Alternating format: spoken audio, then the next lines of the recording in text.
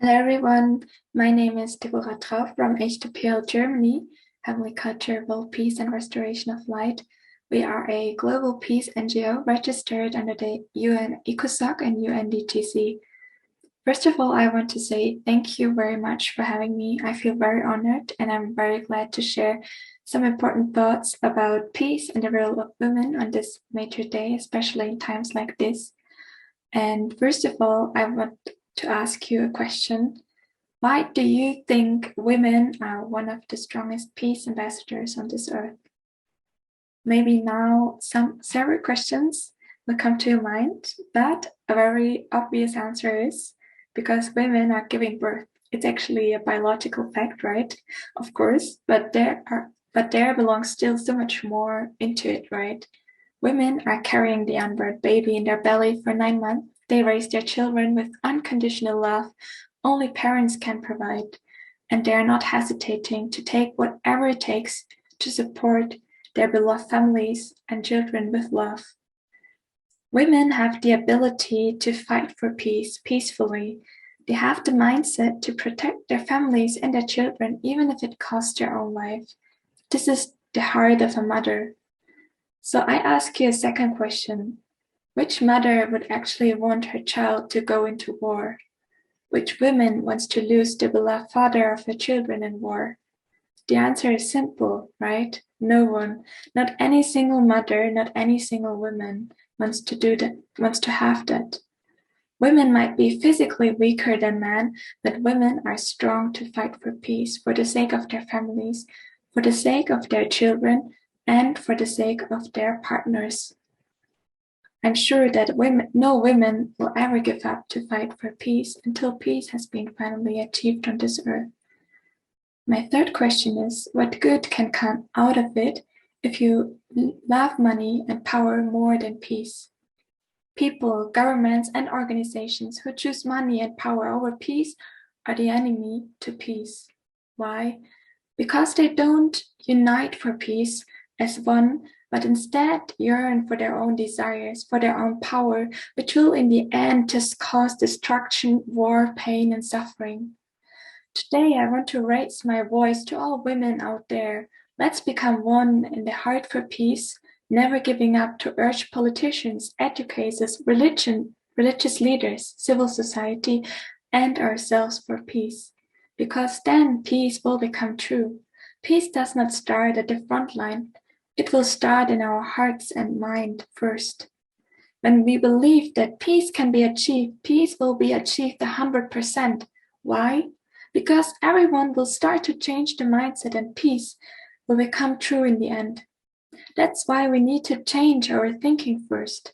I need to become a peace ambassador first and practice a peace culture which embraces all kinds of nationalities, ethnicities, and religions with love and harmony.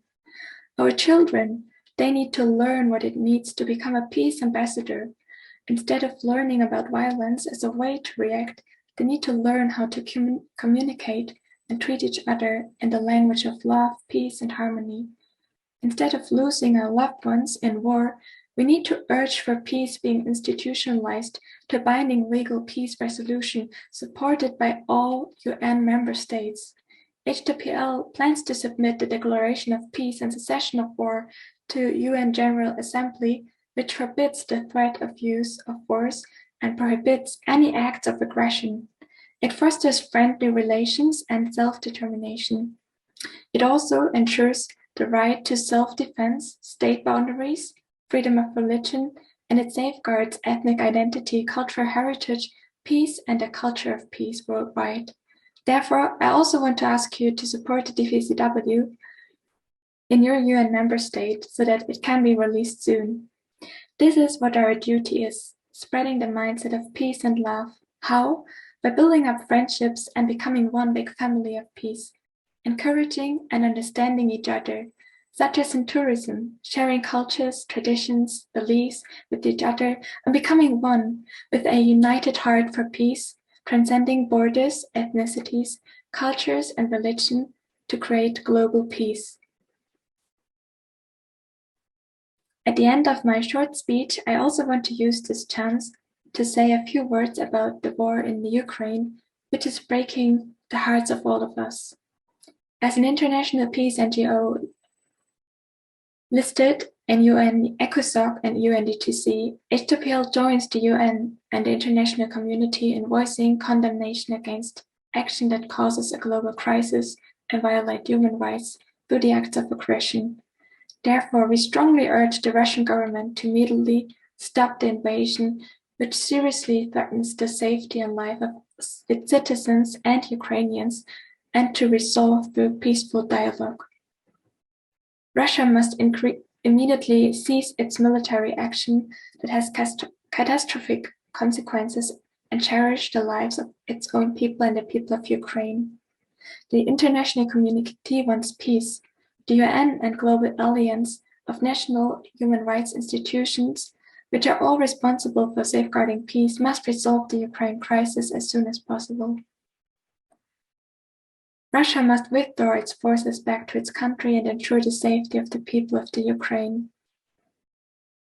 At the same time, it must come forward with respect for the principles of international law and manner up to rectification with the bearing of peace. Such a decision will gain the support of the entire global community and become a milestone in the journey of building lasting peace. Together with all 3.9 billion women around the world, let's advocate peace to our governments, our politicians, our society, our community, so that peace can be achieved. Let's do it. We are one.